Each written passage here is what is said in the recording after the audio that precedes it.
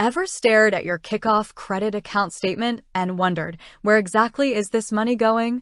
You're diligently making payments, watching your credit score potentially inch upwards, but the initial funds you put in, do they ever find their way back to your pocket? That's the question we're diving into today.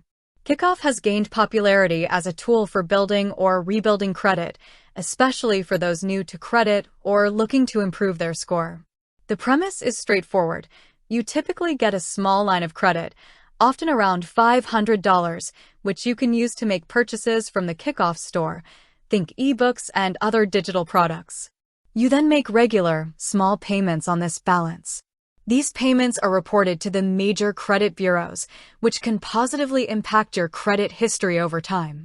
But the crucial question remains, are these payments simply going towards the items you purchased, or is there a mechanism for you to recoup some or all of the initial credit extended? Let's break down the typical Kikoff credit account structure. When you're approved, you're essentially granted a loan with a specific credit limit. The funds aren't directly deposited into your bank account. Instead, they're available for use within the Kikoff ecosystem. When you make a purchase, you're drawing down on this credit line. Your subsequent payments then go towards repaying that drawn-down balance, plus any interest and fees, although Kikoff often boasts no interest or fees on their credit account. Think of it like a store credit card with a specific purpose, to help you build credit history through responsible repayment. When you use a store credit card and make payments, you're not expecting the initial credit limit to be returned to you as cash. The payments are for the goods you acquired using that credit. Similarly, with the standard Kikoff credit account, the money you pay goes towards the balance you've accrued by making purchases from their store. Once you've fully paid off your balance, your account will likely remain open and that credit line will continue to be reported, further contributing to your credit history as long as the account stays in good standing. Now, it's essential to differentiate between the Kikoff credit account and any other potential products or features Kikoff might offer. Occasionally, financial services companies introduce new products or promotions that might involve different mechanics.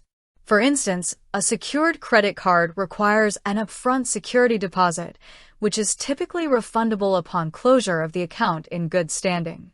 However, the core Kikoff credit account, focused on building credit through small purchases and repayments, doesn't generally operate on this model.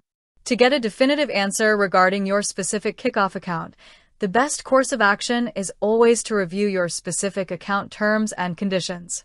These documents, provided when you signed up, outline the details of your agreement, including how payments are applied and whether there's any provision for a return of funds. You can usually find these documents within your Kikoff account portal or by contacting their customer support directly. They can provide clarity on the specifics of your account and address any unique features or changes that might have been implemented since you opened it. Understanding the fundamental purpose of the Kikoff credit account, to build credit history, helps to contextualize why a direct return of funds isn't typically part of the equation. Your responsible payment behavior is the key benefit, potentially unlocking access to more favorable financial products in the future. With that said, thanks for watching and until next time.